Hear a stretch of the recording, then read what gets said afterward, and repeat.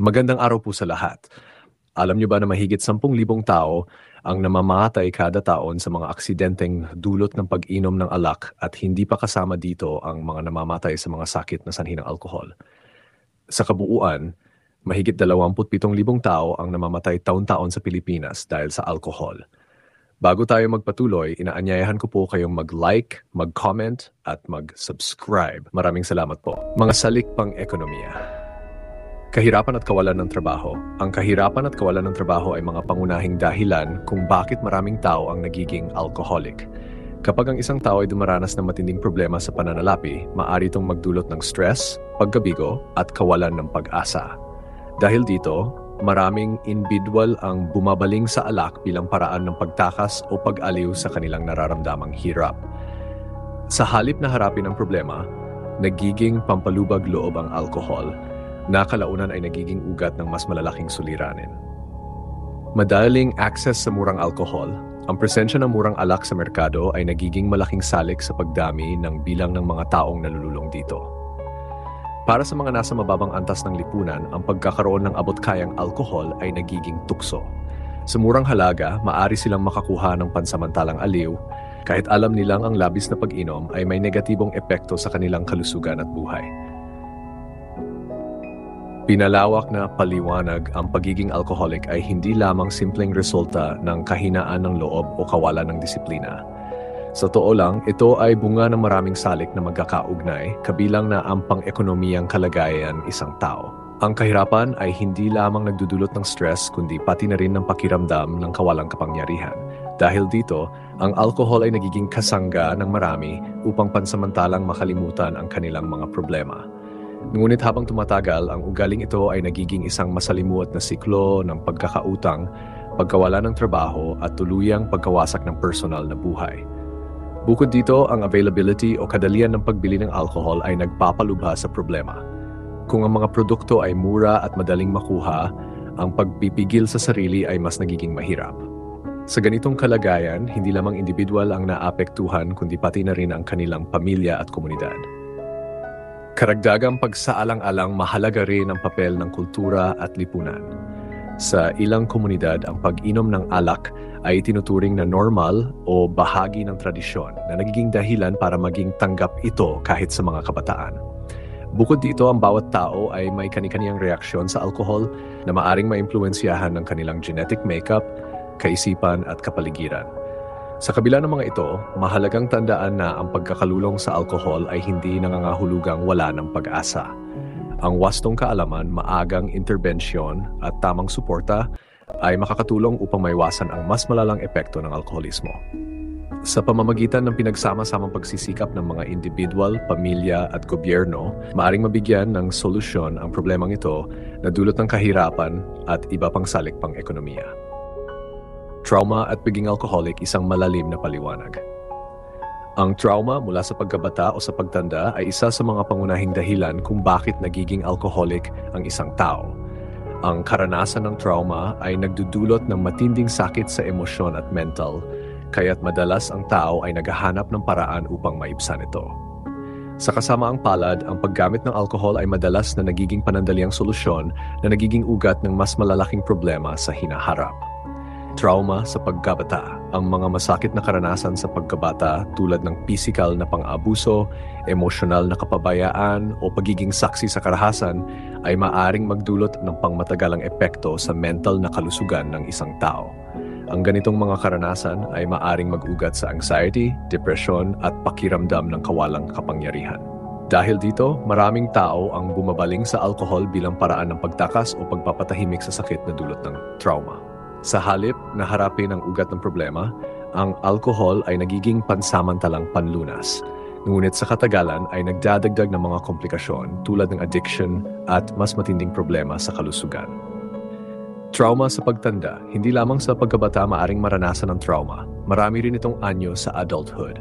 Ang mga kaganapan tulad ng pagkawala ng trabaho, aksidente o pagkamatay ng mahal sa buhay ay ilan lamang sa mga halimbawa ng traumatic na karanasan sa pagtanda. Ang bigat ng mga ito ay maaring magdulot ng matinding kalungkutan, pagkabigo at pag-iisa. Tulad sa trauma sa pagkabata, ang alkohol ay madalas gamitin bilang coping mechanism upang makalimot o maibsan ang sakit. Ngunit tulad din ng epekto nito sa mga bata, ang alkohol ay hindi tunay na solusyon kundi nagpapalala pa ng emosyonal at pisikal na problema. Sa kabuuan, ang trauma, anuman ang pinagmulan, ay may malalim na epekto sa isang tao. Ang pagiging alcoholic ay madalas na nagmumula sa maling pagharap sa sakit at hirap na dulot nito. Mahalagang kilalanin ang ugat ng problema at maghanap ng tamang tulong tulad ng therapy upang maibalik ang kalusugan ng isip at katawan ng hindi umaasa sa alkohol. Sa mga pangunahing dahilan kung bakit nagiging alkoholiko ang isang tao, lalo na sa mga kabataan at kabataang nasa edad ng pag-aaral o nagtatrabaho. Sa ganitong edad, mahalaga ang pakikibagay sa grupo at ang pagtanggap ng mga kaibigan.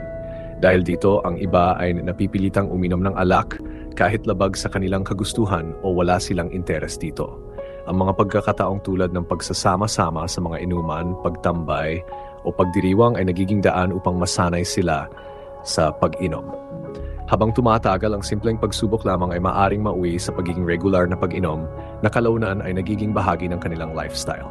Ito ay mas lalong nagiging problema kung ang kapaligiran ng grupo ay walang disiplina o nagbibigay ng maling pananaw na ang pag-inom ng alak ay simbolo ng pagiging astig o in. Pag-isa at pagiging malayo sa lipunan.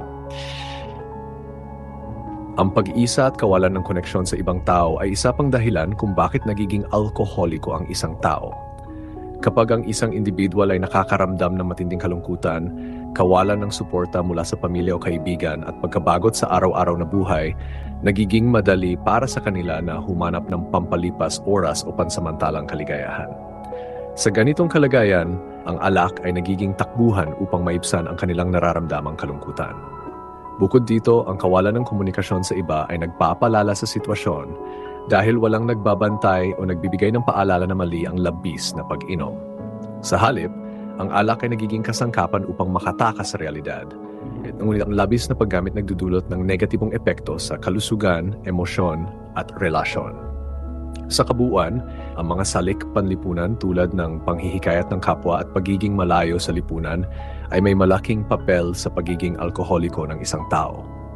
Kailangang tugunan ang mga ito sa pamamagitan ng tamang edukasyon, suporta mula sa pamilya at komunidad, at pagpapalakas ng mga programang pangkalusugan upang maiwasan ang ganitong mga neurobiological na salik sa pagiging alkoholiko. Ang pagiging alkoholiko o labis na pagkonsumo ng alak ay maaring maipaliwanag gamit ang mga neurobiological na salik na nakakaapekto sa utak at pisyolohiya ng tao. Narito ang mas malalim na pagtalakay. Chemistry ng utak. Ang alkohol ay may kakayahang baguhin ang sistema ng gantimpala sa utak. Kapag uminom ng alak, ito ay nagpapataas ng dopamine, isang chemical na nagdudulot ng kasiyahan. Dahil dito, nagiging mas masarap at kasiyasya ang pag-inom ng alak, habang binabawasan naman nito ang kakayahan ng utak na makaramdam ng negatibong resulta tulad ng pagkakasakit o pagkahiya. Sa paglipas ng panahon, ang patuloy na pag-inom ng alak ay nagiging sanhi ng pagiging sapilitan ng pagkonsumo nito hanggang sa ito ay mauwi sa pagkadepende. Ang utak ay natututo ng gawing prioridad ang alak bilang pangunahing mapagkukunan ng kasiyahan kahit pa ito ay nagdudulot ng pinsala sa pisikal at emosyonal na kalusugan ng tao. Toleransya at pag-alis ng sintomas, withdrawal. Kapag patuloy na uminom ng maraming alak, ang katawan ay nagkakaroon ng toleransya. Ibig sabihin, kailangan ng mas mataas na dami ng alak upang maranasan ang parehong epekto na dati ay nakakamit sa mas kaunting konsumo. Habang tumataas ang toleransya, mas nagiging mataas din ang panganib ng pagkadepende. Bukod dito, ang biglang pagtigil sa pag-inom ng alak matapos ang matagalang paggamit ay nagdudulot ng withdrawal symptoms tulad ng pagkabalisa, kawalan ng tulog, panginginig, at iba pang hindi komportableng pakiramdam. Dahil sa takot sa mga sintomas na ito, marami ang bumabalik sa pag-inom upang maibsan ang nararamdamang hirap na siyang nagiging siklo ng pagkadepende. Sa kabuuan, ang pagiging alkoholiko ay hindi lamang simpleng bisyo o maling desisyon, kundi isang komplikadong issue na may ugat sa chemistry ng utak at physical na reaksyon ng katawan. Mahalagang maunawaan ito upang mas maayos na matugunan ang mga pangangailangan ng mga nakakaranas ng kondisyong ito at mabigyan sila ng tamang support. Mga salik na psikolohikal na nagiging dahilan ng pagka-alcoholic. Maraming tao ang nagiging dependent o umaasa sa alkohol dahil sa iba't ibang salik na psikolohikal. Ang mga salik na ito ay madalas nakaugnay ng emosyonal na kalagayan, personalidad at kalusugan ng isip ng isang tao. Narito ang mga pangunahing dahilan. Kalusugang pangkaisipan.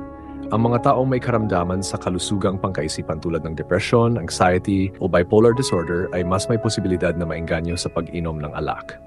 Sa kanilang pananaw, maaring magsilbing panandali ang solusyon ng alak upang pansamantalang mawala ang mabibigat na damdamin o alalahanin. Gayunpaman, hindi nito nalulutas ang ugat ng kanilang mga problema. Sa halip, lalo pang lumalala ang kanilang kalagayan sa kalaunan dahil ang alak ay maaring magdulot ng mas matinding emosyonal na pagbaba, pagkabalisa o problema sa kontrol ng emosyon. Mababang pagtingin sa sarili. Ang mga taong mababa ang kumpiyansa sa sarili o may negatibong pananaw sa kanilang kakayahan ay maaring gumamit ng alkohol bilang paraan upang takasan ang damdaming kawalang silbi o kakulangan. Ang alak ay naging isang emotional crutch para sa kanila upang makaramdam ng pansamantalang kaginhawahan o tapang, lalo na sa mga sitwasyon na nakakapagdulot ng pagkabahala o stress. Katangian ng personalidad. Ang mga katangiang tulad ng pagiging impulsibo, madaling magsawa, o naghahanap ng matinding kasiyahan ay maaring maging dahilan upang maging mas malapit ang isang tao sa pag-abuso ng alak. Ang kawalan ng kakayahang pigilan ang sariling kagustuhan o maghintay ng tamang pagkakataon ay nagiging tulay sa madalas at labis na pag-inom. Ang ganitong mga personalidad ay madalas ring mas mabilis maimpluwensyahan ng mga panlabas na salik tulad ng mga kaibigan o kapaligiran na gumagamit ng alak bilang paraan ng kasiyahan. Sa kabuuan, ang mga psikolohikal na salik na ito ay malaking papel sa paghubog ng relasyon ng tao sa alkohol. Upang masolusyonan ang ganitong kalagayan, kinakailangang masuri at matugunan ang mga pinagmulan ng emosyonal at psikolohikal na problema sa halip na magtiwala sa pansamantalang lunas na hatid ng alak. Mga salik sa kapaligiran na nagdudulot ng pagiging alakoholiko. Maagang pagkakalantad sa alak, ang maagang pagkakasanay o pagkakita sa pag-inom ng alak ay maaring magdulot ng mas mataas na panganib na magkaroon ng alcohol use disorder sa kalaunan ng buhay. Ang murang isipan ay madaling maimpluwensyahan lalo na kung ang alak ay nakita bilang isang normal na bahagi ng buhay. Mga kultura at panlipunang pamantayan. Ang pananaw ng lipunan o kultura sa pag-inom ng alak ay maaring makaapekto sa ugali ng isang tao patungkol sa pag-inom. Sa mga lugar kung saan ang alak ay tinatanggap at tila bahagi ng araw-araw na gawain, mas malaki ang posibilidad na ang isang individual ay mahilig sa pag-inom na maaring humantong sa labis na pagkonsumo. Mga nakakapag-stress na pangyayari sa buhay. Ang mga mabibigat na pagsubok tulad ng pagkawala ng trabaho, mga problema sa relasyon, o kahirapan sa pera ay maaring maging dahilan upang gumamit ng alak bilang pampakalma. Ginagamit ito ng ilan bilang pansamantalang solusyon upang malimutan ang mga problema o mabawasan ang pagkabalisa. Madaling pagkakaroon ng alak. Kapag madaling ma-access ang alak, lalo na sa mga pagtitipon o pampublikong lugar, mas mataas ang tiyansang maparami ang pag-inom. Halimbawa, ang pagiging abot kamay ng alak sa tindahan o pag-alok sa mga kasiyahan ay maaring magdulot ng regular na konsumo na kalaunan ay mauwi sa pag-abuso. Ang mga salik na ito ay may malaking epekto dahil ang pag-inom ng alak ay kadalasang nagmumula sa kombinasyon ng pisikal, emosyonal at panlipunang impluwensya. Halimbawa, ang stress mula sa trabaho o pamilya kapag sinamahan ng madaling access sa alak ay maaaring humantong sa pagkagumon. Dagdag pa rito, kung lumaki ang isang tao sa kapaligiran kung saan ang alak ay bahagi ng normal na pamumuhay, maaring hindi na ito makita bilang mapanganib na bisyo. Sa madaling salita, ang kapaligiran kung saan nakatira ang isang tao, kasama ang kanyang mga karanasan at paniniwala, ay may direktang epekto sa kanyang pagkahilig sa alak. Ang pagiging alkoholiko ay isang komplikadong kondisyon na maaring idulot ng iba't ibang salik. Isa sa mga pangunahing dahilan ay ang genetic predisposition o ang impluensya ng ating mga genes sa pagkakaroon ng mas mataas na posibilidad na maging dependent sa alcohol.